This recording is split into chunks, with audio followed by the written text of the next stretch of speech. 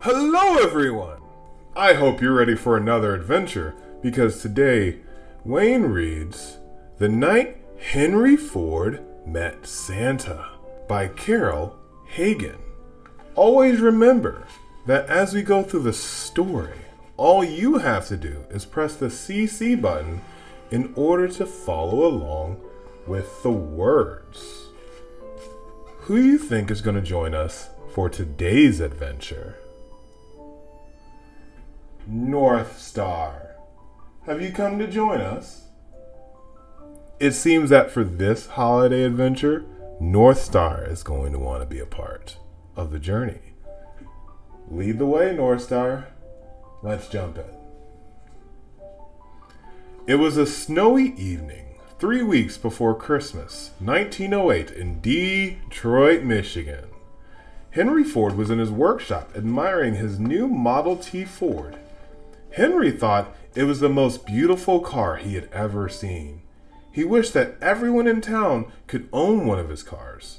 But each car cost a lot of money to make it, and it cost a lot of money to buy. That meant only rich people owned the Model T. Back at the house, Henry's wife, Clara, was in the kitchen making supper. The smell of chicken and dumplings filled the air. Edsel Ford, who was 8 years old, sat at the table writing a letter. Dear Santa, he wrote, I have been a very good boy this year. I would like a train set and some roller skates.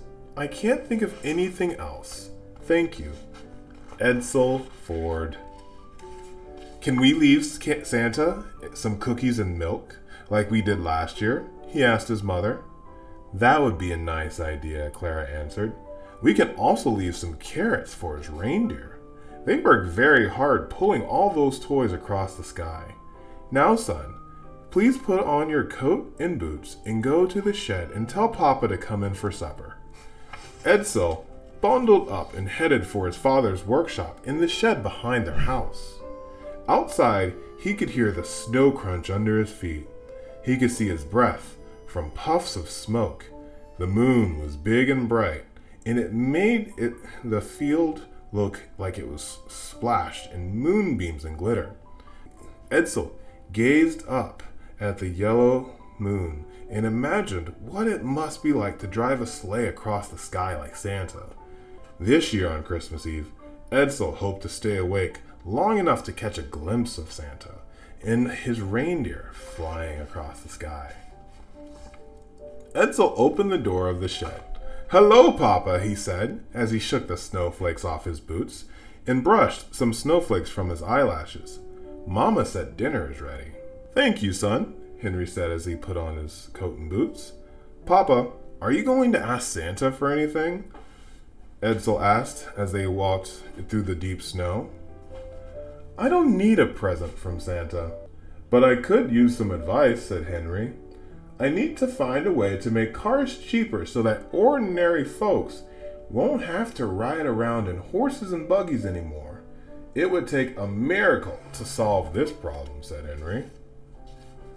Christmas is about miracle, Papa, exclaimed Edsel. Write Santa a letter and ask him if he knows a better and faster way to make the Model T. Anyone who can make millions of toys and deliver them in one night must have some good ideas. After all the dishes had been washed, Clara went to the parlor to read the paper, and father and son sat down at the kitchen table. Edsel wrote his letter. He took out the line that said, I can't think of anything else, and put, please help my dad solve his problem. I know you can do it. Henry composed a letter to Santa, too. Here's what it said. Dear Santa, my son Edsel has urged me to write you this letter. He thinks you can help me. What I need, Santa, is your advice. How is it you are able to make millions of toys so quickly up at the North Pole? Can you help me find a faster way to make more cars for less money? Recently, I built an automobile called a Model T. There are many people who would like to own one of my automobiles, but don't have enough money.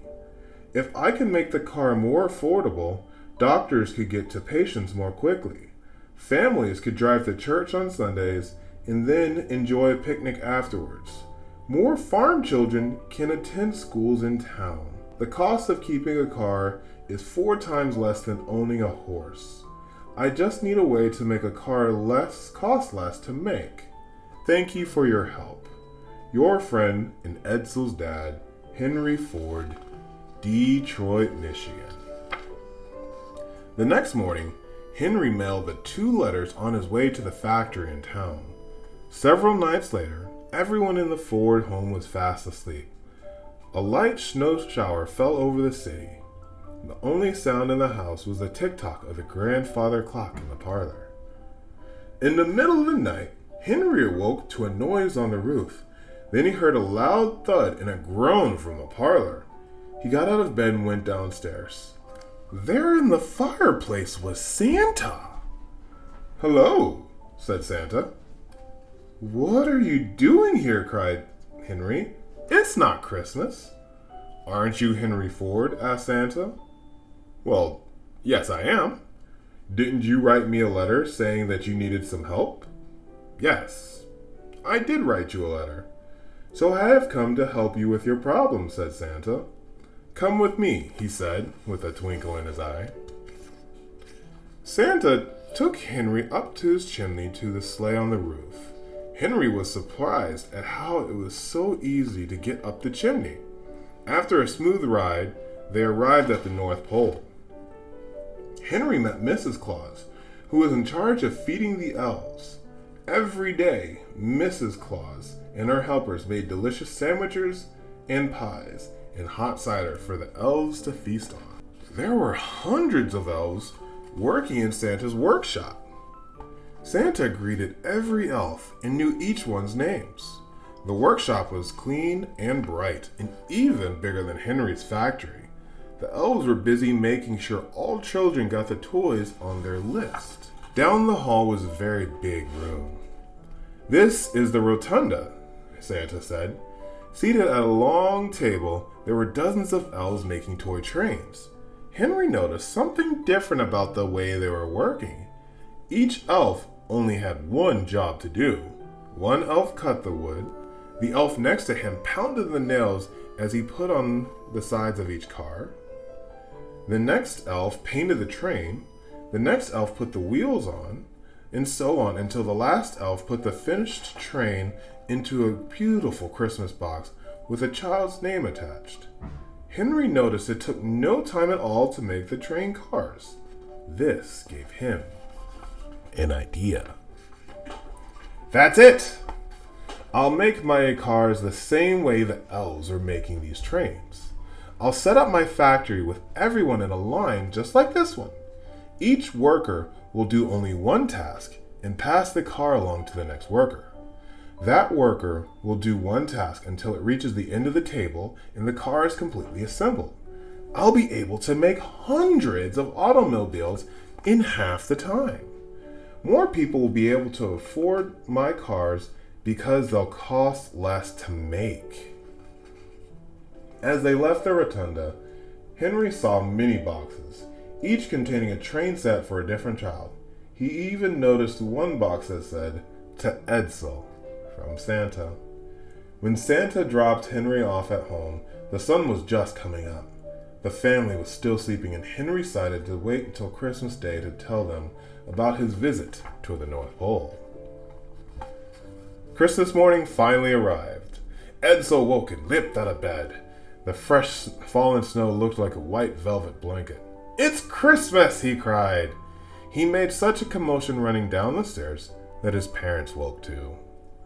As Edsel ran past the kitchen, he saw the cookies and carrots were gone, and the glass of milk was empty. Edsel howled with delight as he headed to the parlor. There, under the tree, were his new roller skates and a brand new train set. It was exactly what he had asked for, complete with hills, trees, barns, and miniature houses. Edsel noticed another box near the train.